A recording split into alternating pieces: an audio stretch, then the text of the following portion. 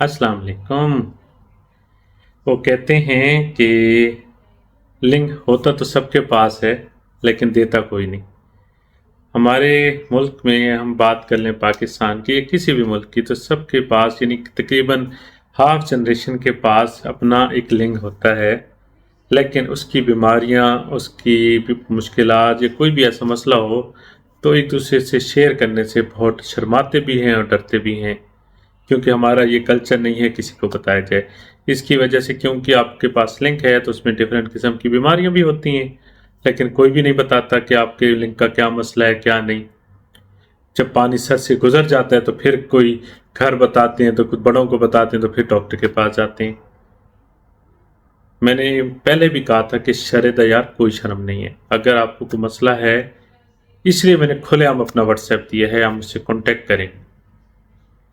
देर सवेर मैं रिप्लाई ज़रूर करूँगा, लेकिन कोशिश किया करें एक ही सवाल को, एक ही मसले को बार बार ना करें, क्योंकि आपको ताख़ीर का मसला बनेगा।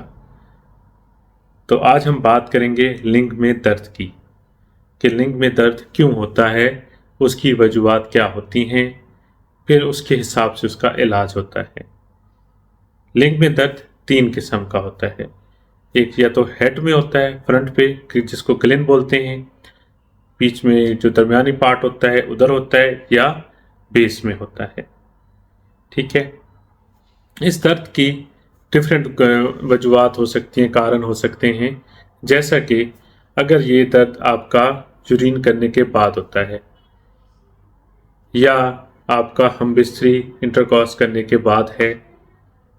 कभी कभी ये दर्द आपका फौरन रहता है, थोड़ी देर आएगा फिर ख़त्म हो जाएगा, या कभी कभी ये दर्द मुसलसल रहता है। इस बेस पे हम इसकी क्लासिफिकेशन करते हैं।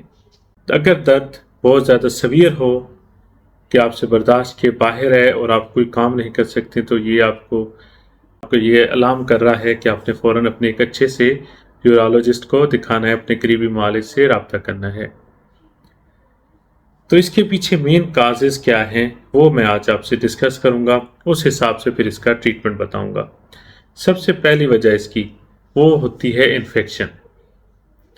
कई दफ़ा हमारे लिंग के यानी यूटीआई का जो एक मतलब यूरिनरी ट्रैक इन्फेक्शन होती है, ये जितना भी ट्रैक है यूरिथ्रा का, ये जितना भी यहाँ पे कहीं पे भी, या पीछे प्रोस्टेट में, बेस में, कहीं पे भी कोई इन्फेक्शन हो सकती है।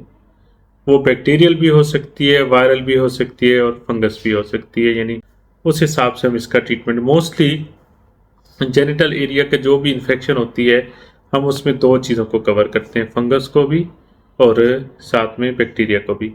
वायरल भी होता है, लेकिन वो डिफ्रेंशिएट करना पड़ता है कि क्या सिम्टम्स एंड साइंस हैं, ताकि हम उसको देख सकें। लिंग का इन्फेक्शन होता है जिसमें बैक्टीरियल इन्वॉल्व हो, उसमें आफ्टर यूरिनेशन बहुत ज़्यादा पेन होता है। कई दफ़ा उसके साथ फंगल की इन्फेक्शन भी इन्वॉल्व हो जाती है। तो इस चीज़ को हम मुख्तलिफ किस्म के एंटीबायोटिक से डील करते हैं, साथ में क्रैनबेरी से भी। तो जो लोग भी इस किस्म के इन्फेक्शन में इन्वॉल्व हैं, बेहतर है वो मुझसे व्हाट्सएप पे डिस्कस कर लें। मैं अपना व्हाट्सएप नंबर इस पे छोड़ दूंगा, ताकि मैं उनको प्रॉपर तरीके से उनके साइन एंड सिम्टम के हिसाब से ट्रीटमेंट कर सकूं। सेकेंड मेन काज हाइपोक्सिया फाइब्रोसिस हो सकता है, साथ में पायरोनी डिजीज़। इन दोनों में इतना ज़्यादा फर्क नहीं है, लेकिन आपको एक्सप्लेन करना ज़रूरी है। खासकर हाइपोक्सिया फाइब्रोसिस एक यानी फाइबर्स टाइप से होता है, यानी नडूल्स से बन जाते हैं। ठीक है, जिससे उसके अंदर बहुत ज़्यादा पेन खासकर इरेक्शन के वक्त आ सकता है।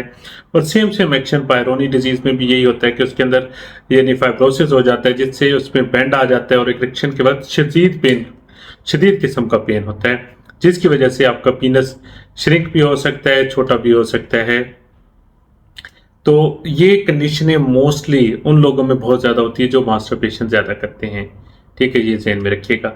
थर्ड वन हम बात कर लेते हैं न्यूरोलॉजिकली, यानी जिसमें न्यूरॉन्स इन्वॉल्व होते हैं। तो कई दफ़ा ऐसी पेन होती है जिसमें न्यूरोपाथ इन्वॉल्व होता है, यानी न्यूरॉन्स इन्वॉल्व होते हैं। ठीक है, तो उसको डील करने के लिए डिफरेंट स्ट्रेटजीज यूज़ की जाती हैं। उसमें मसाज भी है, उसके अंदर कुछ हेल्थी डाइट्स हैं, और साथ में एक्सरसाइजेज होती हैं ताकि उनको कवर किया जाए।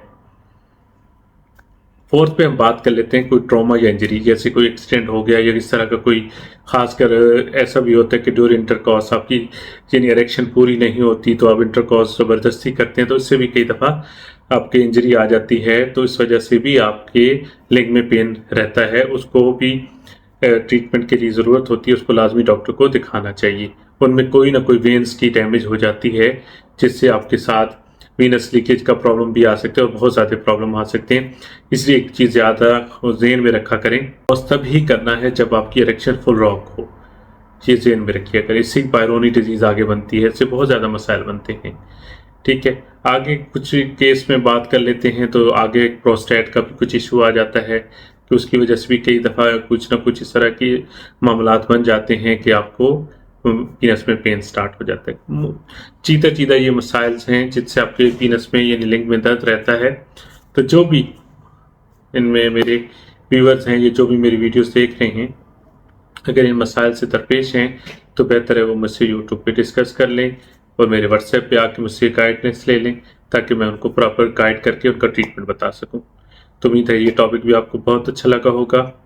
तो जो लोग भी मेरे चैनल पे न्यू हैं उनसे रिक्वेस्ट है मेरे चैनल को सब्सक्राइब कर लें और लाइक और शेयर करना ना भूलें। इसको जितना हो सके अपने दोस्तों में फैलाएं। अभी के लिए अल्लाह हाफिज़।